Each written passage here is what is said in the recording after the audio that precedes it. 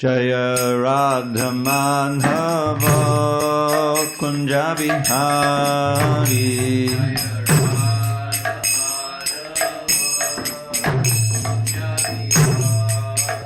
Jaya Radha Madhava Kunja Bihari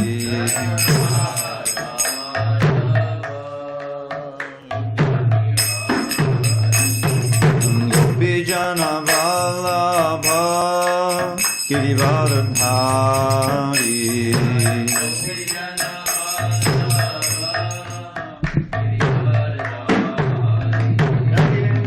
Jana Vallabha Girivardhari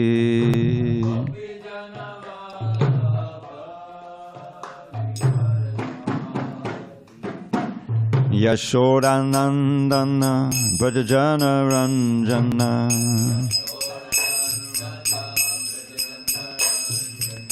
Yashodanandana Brajajana Ranjana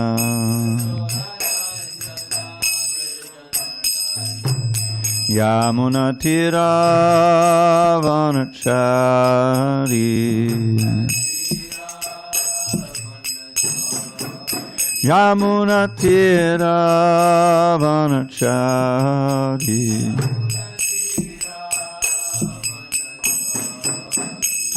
Jaya Radha Madhava Kunja Bihari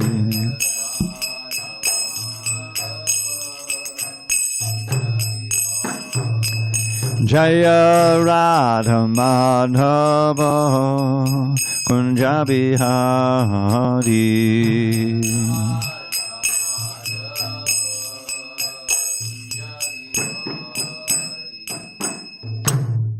Jai Om Vishnupad Paramahansa Parajagacharya Ashtotar Shri Srimad His Divine Grace Srila A.C. Bhakti Vedanta Swami Prabhupada Ki Jai ISKCON BBT Founder Acharya Srila Prabhupada Ki Jai Jai Om Vishnupad Paramahansa Parivajagacharya Ashtotar Shri Srimad His Divine Grace Srila Bhakti Siddhanta Saraswati Thakur Ki Jai Ananda Koti Vaishnavini Ki Jai Namacharya Srila Haridas Thakur Ki Jai Srimad Bhagavatam Ki Jai Samaveda Bhaktivinoda Ki Jai.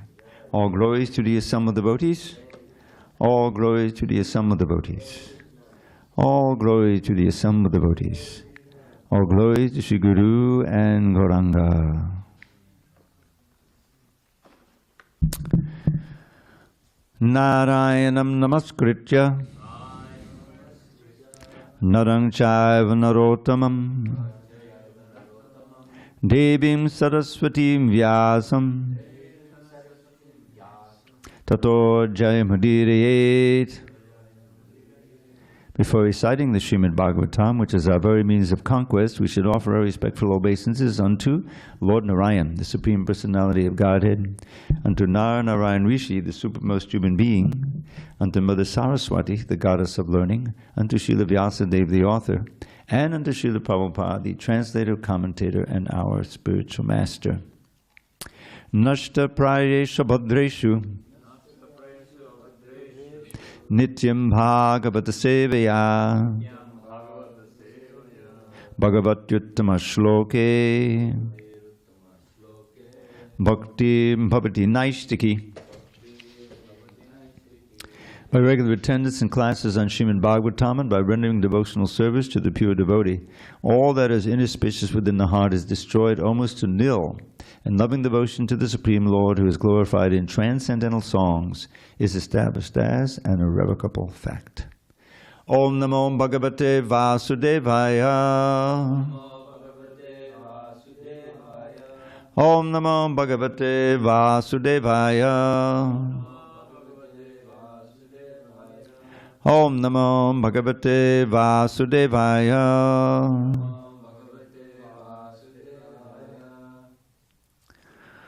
On this 25th day of August, 2025 in San Diego, we're reading from Srimad Bhagavatam, translation and commentary by His Divine Grace A.C. Bhakti Vedanta Swami And we are studying Canto 8, Withdrawal of the Cosmic Creations, Chapter 20, Bali Mahārāja surrenders the universe.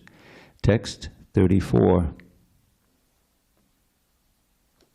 Padam Vitiyam Kramatas Trivishtapam Navai Tritiyaya Tadiyam Anvapi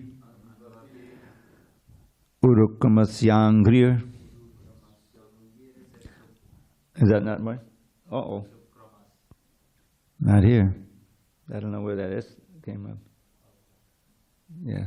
Can you just got a tissue or something? Wipe it off. Or you can just forget about it. I don't know where that came from. His name is Urukkama. There you go.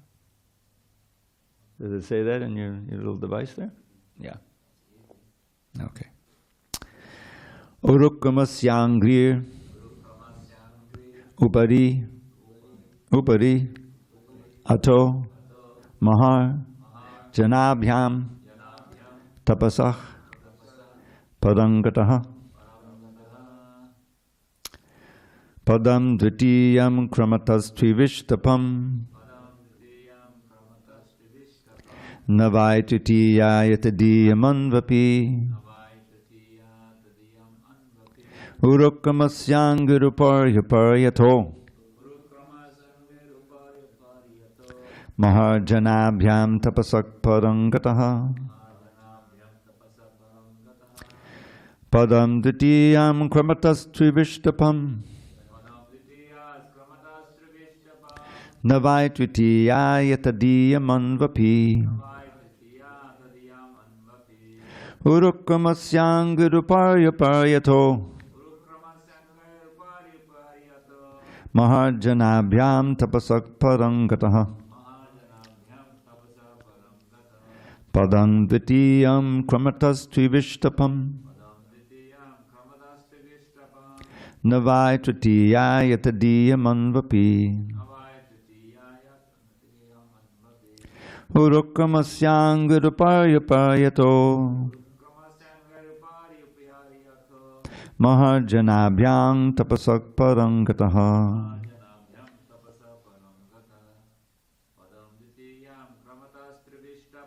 Padam Dvitiyam Kramatas Trivishtapam Navai Tritiyayatadiyamanvapi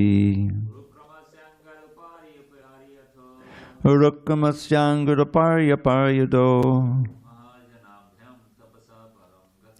Mahārājanabhyam tapasak padangataha Padam Dvitiyam Kramatas Trivishtapam Navai Tritiyayatadiyamanvapi Urukkamasyangirupāryaparyato Mahārājanabhyam tapasak padam tapamgataha. You want to try it, Nabi?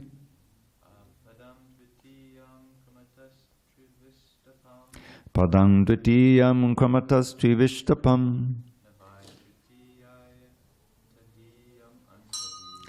Natvai Tritiyayatadiyamanvapi Urukkamasyangirupāryaparyato Mahārājanabhyam tapasak padangataha Padam Dvitiyam Kramatas Trivishtapam Navai Tritiyayatadiyamanvapi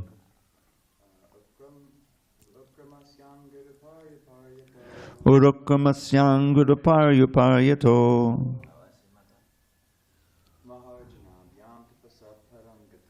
Mahārājanabhyam tapasak padangataha. No? Okay. Padam. Okay. Step.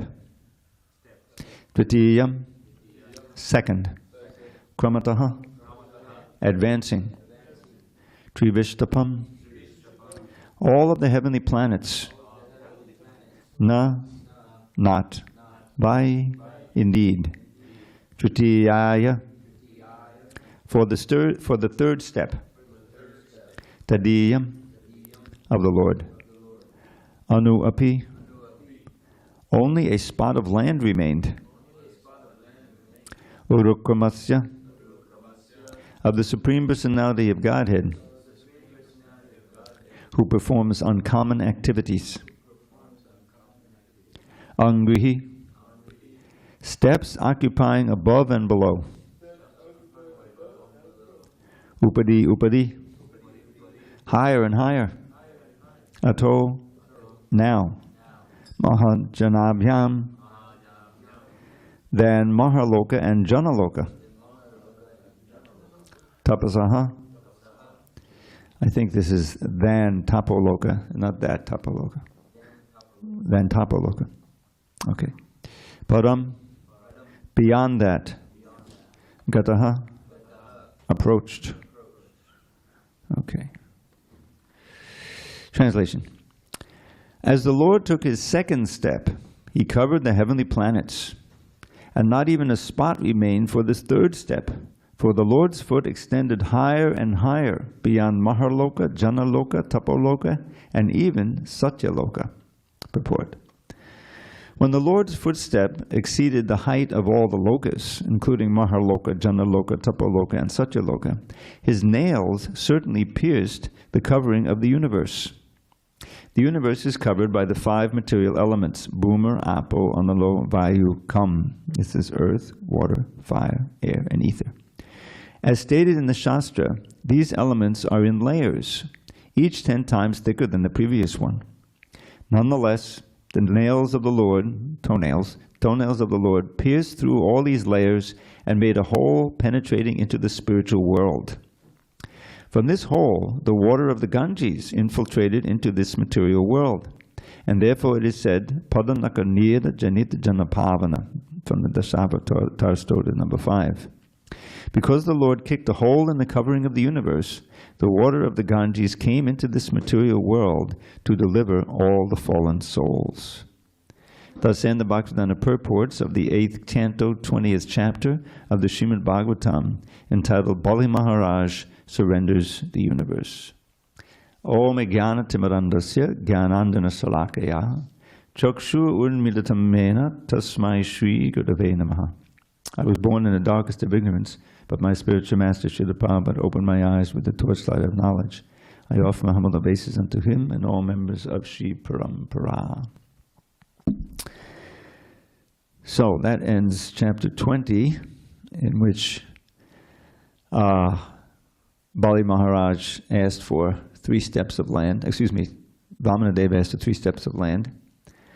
And, of course, the last couple of chapters it extends, and Shukracharya saw what was going to happen. That there was Krishna, the Supreme Personality of Godhead, and he would expand and take everything. Those 3 steps, which seems like insignificant. Bali was complaining at first, why just 3 steps? I can offer you a whole planet. And he said, oh, if a Brahmin is not satisfied with, little offering, then he's not really a Brahmin like that. So anyway, the ruse was there, and Bali was perfectly informed by Shukracharya what would happen. But he stuck to his promise, which was difficult to do at this point, because he knew that it was going to mean that he would lose everything. But that's why he's so great. Because despite the fact that he came from owning, controlling the whole universe, conquered it, he came to be bereft of everything. And then, to top it all off, he's arrested. Vamanadeva, I think, ordered some of his aides to arrest Bali Mahārāja, and he's standing there, humiliated. He was coming from the leader of all the demons who had conquered the universe, and now suddenly he's got nothing, even his freedom is gone. But he's not lamenting at all. He had offered the 3 steps, and the 3 steps happened to be a little bit bigger than what he had thought of at first. And so that's what's happened here, is that Vamanadeva has claimed the whole universe, and we'll see in the next chapter, he gets arrested, and then he has to go down to the Rasatala planet. But the kicker is that Vamanadeva, he agrees to be his doorman. for many, many years. So it's a very interesting turn of events. So one thing I wanted to review here, because what was read before was a description, a very amazing description of the universal form.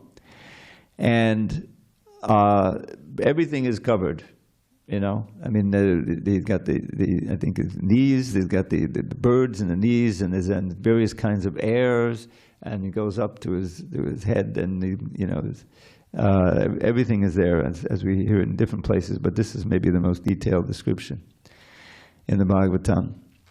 And well, what do we have to do with the universal form? As it's explained at the beginning of the second canto, it's the first step in God realization, to see the sun and the moon as the eyes of the Lord, and the rivers as the veins, you see, and the bones are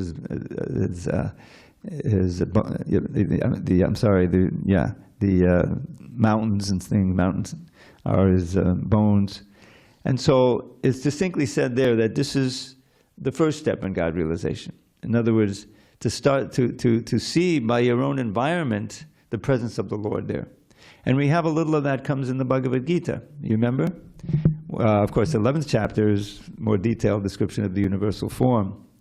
But after the 6th chapter, which is the Ashtanga Yoga chapter, and Arjuna makes it very clear that he can't do it. He doesn't feel it's really for him, and Krishna finally agrees with him at the end of the chapter. He says, don't worry, the best yogi is one who's always thinking of me within his heart, worshiping me with great and transcendental faith. And Arjuna says, well, I'm always thinking of you, you know, so he's a big relief. But then what's going to happen with the Bhagavad Gita? Because Arjuna has to be instructed in this process for us, actually. So then Krishna, in the 7th chapter, now Prabhupada makes it clear that the middle 6 chapters are the essence of the whole Bhagavad Gita.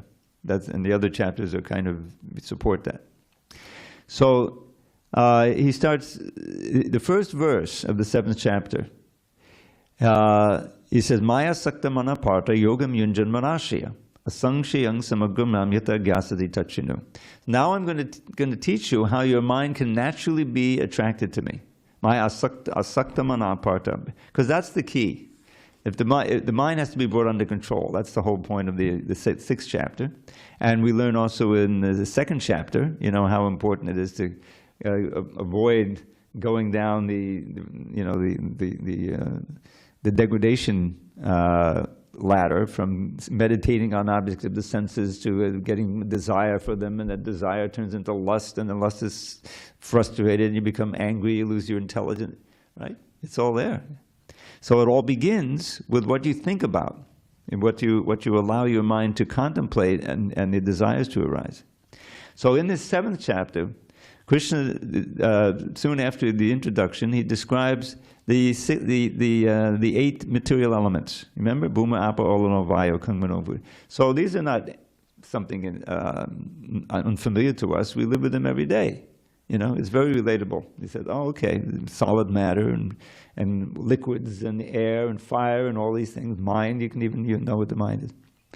So then after that, he says, these are all the lower energies. But there is a higher energy, namely the living entities, who are sustaining, actually, the Daryate Jagat. Daryate is the same root as Dri, which means to hold up, right? Giridhari. It's the root of the word Dharma also. So the living entities are supporting their own little personal universe. Prabhupada once mentioned that each of our bodies are like a little universe, you know. And we're trying to be the lords of this universe, the Brahma, but we're not, because it's under the control of the material energy. But anyway, so he says, so in this way, there's the soul within the body, the higher energy. Then he starts describing the experiences that we have every day. He says, I am the taste of water. I am the light of the sun and the moon. I am Om in the mantras. I am one thing after another, the fragrance of the earth. So this is a way of beginning to see the Lord in our environment, right? That probably mentions in the purport. Next time, whenever one drinks water, he says, even if you're drinking liquor, you know, you can still remember.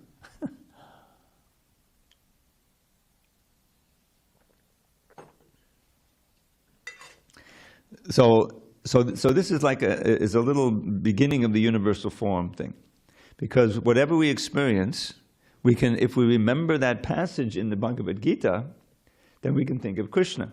And indeed, there are so many passages in the CC. This famous one where a pure devotee doesn't really see a tree; he sees Krishna, right? And so whatever he sees, he thinks of Krishna. So that's more than just this intellectual idea, oh yeah, the water and the sun and everything. That's because of love, because you're seeing your beloved manifest everywhere. You see, that's the idea. But he's really there, because he's there in his external energies, and he's there in his representatives, the demigods, the whole universe. It's a form of Krishna, the universal form. So that's one lesson that we can get from all of this, is how we can see the Lord in the material world. I remember coming back from one of my trips, and we were flying over the desert, east of San Diego. There's so much desert there. And I was looking out, and there was it looked like a ridge, of mountains. And it says, oh, okay, this is the bones of the Lord, and we passed over one river, and it's the veins. So it's one way of remembering God in our very environments. It's not the ultimate thing. It's like the first step.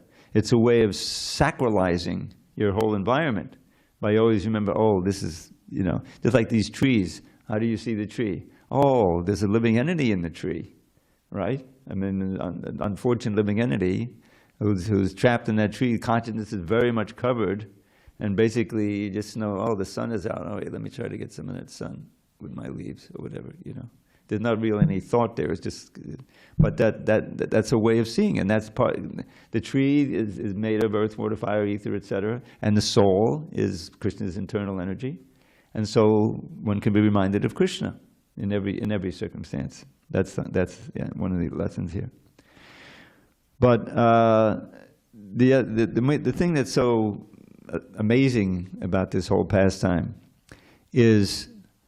Bali's, it's almost like, because he's a descendant of Prahlad, there is a intrinsic, God consciousness or direction toward God. And even though he's the head of the demons, and they were able to conquer all the demigods, and they more or less exiled them, But when this opportunity came, and he saw the Lord in the form of this little Brahmin, who he didn't know was God at the time, but he wanted to do the right thing. So he wanted to offer charity to the Brahmin. And then when Shukracharya said, no, he's actually God, he'll take everything, you see, which he was right. And so he said, don't worry, you can go back on your promise, But Bali didn't want to do that, you see. He wanted to strictly follow his Brahminical culture, because that was the strength. That was how they were able to take over the demigods' planets. You remember that? When Narayan first appeared to Aditi, he said they have the strength because they're following the Brahmins, and especially Shukracharya. They didn't mention that, but that was the whole thing. So he had to come up with this ruse, this whole plan, to break the faith of Bali in the Brahman. They would no longer be under the protection of the Brahmins, you see. So that was what this was all about. Shukracharya, did an unbrahminical thing by telling him, number one, to not offer everything to Vishnu, and number two, to break your promise that you already made. So Bali properly rejected him. So all of this was foreseen, you have to assume, by the Lord Vamana, that it wasn't just a straight thing of, okay, I'll lead the demigods in the fight against the demons and we'll kill them. No, it wasn't like that. So there's all of these different twists to it. And of course, the wonderful thing about it is that it's just that much more glorification of Prahlad Maharaj, that his influence in the whole dynasty is such that unusual things happen, unexpected things happen. I think of, because I love to read Krishna book and go through, and there's so many varieties of pastimes in there. So that whole thing with Usha and Aniruddha. Usha was the daughter of Banasura, who was also a descendant of Prahlad. And so, but he was Asura, and he was proud of his arms. How many arms did he have? You remember? 1,000 arms, I don't know, and he had 1,000 arms. And that he used those arms to play drums. I assume like 500 drums maybe. And as Shiva's dancing, right? Because he's famous for dancing, Nataraj. And Shiva was very pleased with that. He was playing the drums so nicely. But Shiva wasn't so pleased when he came to him and said, he complained, I have no one to fight with. I got all these arms, and everyone's afraid to fight with me, so I got to beat against the mountainsides, So Shiva, you'll find someone will come soon to be a worthy opponent of yours. And Banasura was very happy to hear that. All right, I'll have a good fight, But he was just a coda. The real fight was between the Shiva Dwar and the Vishnu Dwar. If you remember the pastime, the representative Dwars, which are how would you call them? Personalized weapons. And so Shiva Dwar was defeated by the Vishnu Dwar. Shiva Dwar is a heat weapon, and Vishnu Dwar is a cold weapon. So Prabhupada says in the Krishna book, somehow if it gets too hot, you can manage to tolerate. But if it gets too cold, everything collapses. So anyway, Shiva lost that battle. And Manasura then was on his own, but what could he do against Krishna? But Krishna didn't kill him, because he's descendant of Prahlad. What did he do? Who remembers? Not all of them. 996 out of the 1,000 he lost. Left him with 4 arms. So anyway, this is just again, the descendants of Prahlad being blessed, because normally Krishna would kill a demon like that. But he realized that, okay, at least I got 4 arms left, and yes, Usha, you should get on the chariot with Aniruddha, have a nice marriage, I think they celebrated in Dwarka. So this is some of the different aspects of this pastime. And it's just one more, amazing, and then the other thing that's so wonderful, the origin of the Ganges. Now I had a special little relationship with this pastime, because the water of the Ganges, it leaks through, right, and it washes the feet of Vamana, and therefore it gets the dust and it becomes sacred there. That's the Ganges water. But how does it get down to the earth? There's a whole chapter. 5th canto, the descent of the Ganges. You remember that? I think the demigods are in their airplanes. They're carrying the water down, finally, and then it's going to pour down onto the earth. So they get the mercy of Shiva that he agrees to receive it on his head. Just as he was able to drink the poison, he's able to receive all this water on his head, so it doesn't inundate and cause so much havoc. So that what he's always depicted, right, with the water in his head. So all this is part of the pastimes of the Lord, and each of these Leela avatars has an amazing pastime aspect to their pastimes. Whether it's Matsya, carrying, I always, it was always puzzling to me, and I think I have to research. Maybe Ramapati can tell, because as far as I know, from the first canon, we found that Vyasadeva first wrote down the Vedas, right? That's one of the ways called the Vyasadeva. He divided them into 4 and wrote them down. So until then, they were in, the great devotees and everything. They could hear and remember and repeat, right? That's all.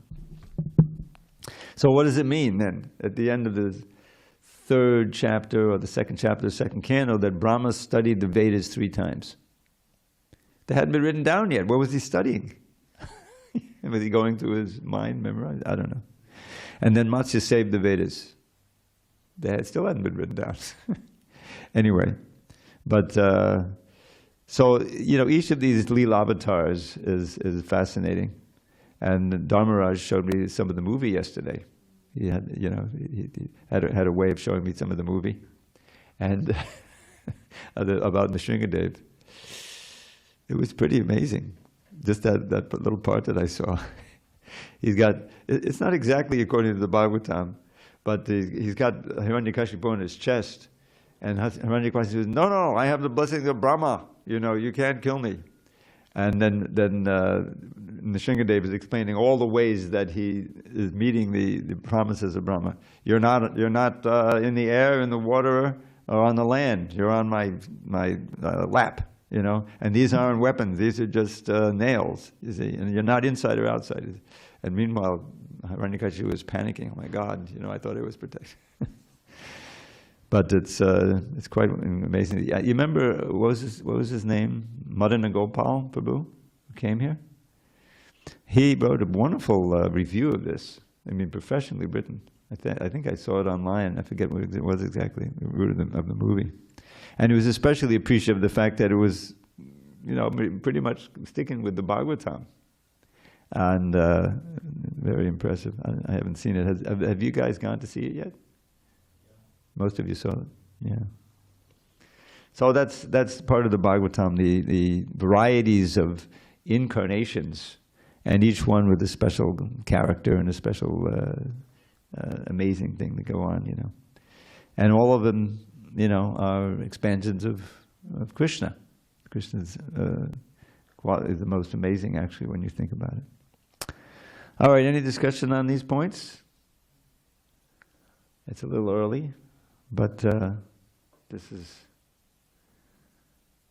okay. So which one we do? Yeah, this 34. Okay. Okay, Vijay Krishna, you there? No. How about you, Vanessa? Oh, you have one. Okay, you got a mic?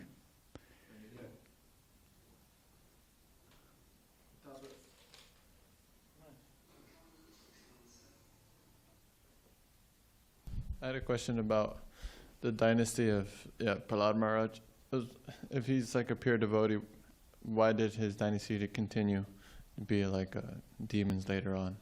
It's like, why couldn't they just like kind of convert and just act piously?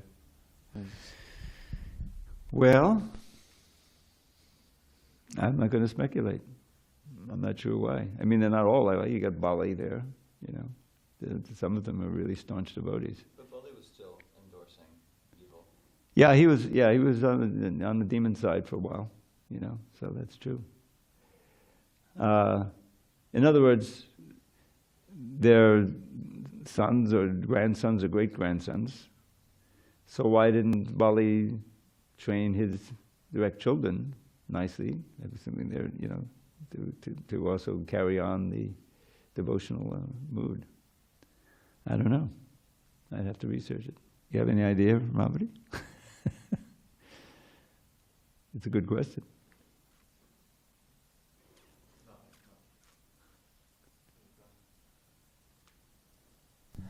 So with the Ganga here and how this purport is talking about how the Ganga enters the material world because Vamanadev's toe penetrates into the spiritual world.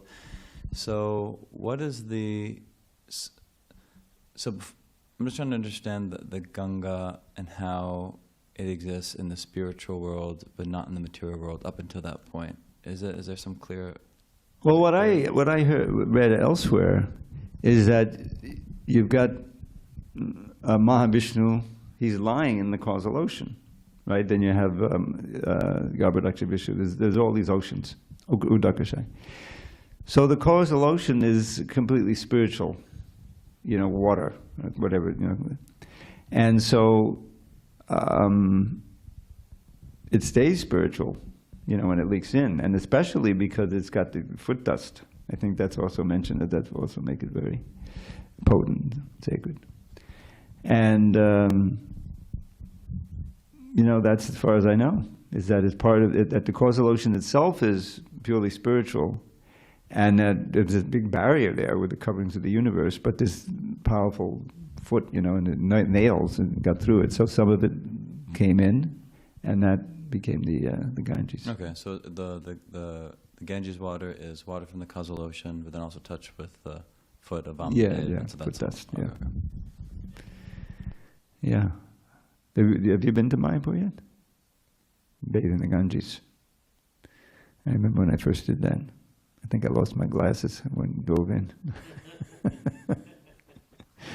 And I was able to bathe in the Yamuna before it got kind of, that they warned you, last time I was there, oh, don't go in, and I wasn't about to go in. I just offered my obeisances, took a little water and put it on my head, because it's become, I don't want to say contaminated, but it's got a lot of stuff from up near Delhi. Okay, Dvijamani has a question or a comment.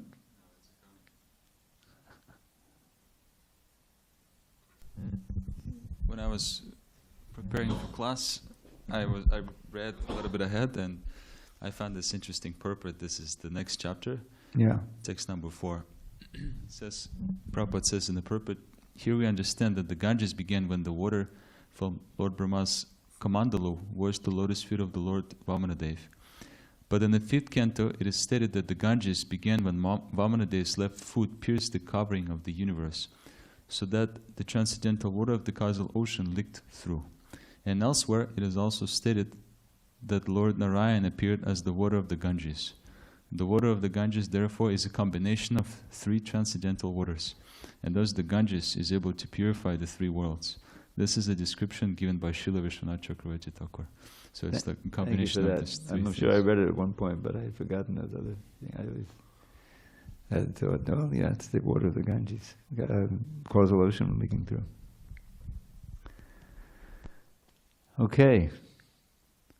So, in anticipation of Radhashtami, I'll give you 1 or 2 verses from the song. They were made famous firstly by Bhakti Swami. Remember? He made that recording of just the Sanskrit. Kunkumakta Kanchanam. So here's 1 or 2 verses from there. Her gold complexion steals the pride of golden lotus tinged with red. Her fragrance mocks the scent of lotus bloom with saffron powder spread. Her skill in satisfying Sri Hari is perfect and complete.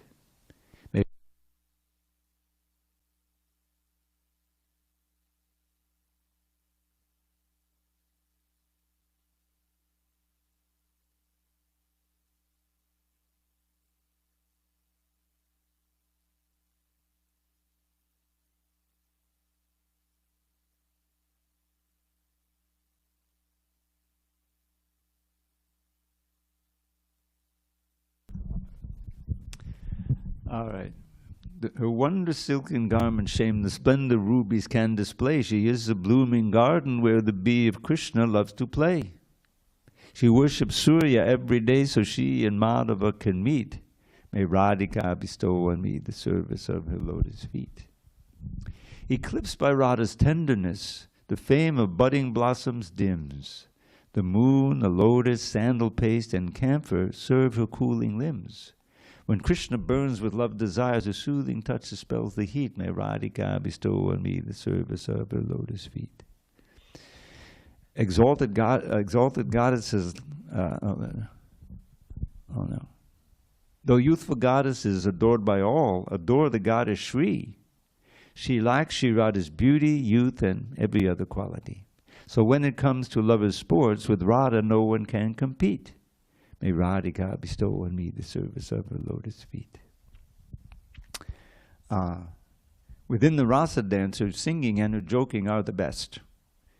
She shines with countless traits divine, like love and gorgeous form and dress. Among the famous gopis of Vrindavan, she's supremely sweet. May Radhika bestow on me the service of her lotus feet. Okay, the rest of them you'll hear on Sunday. Hare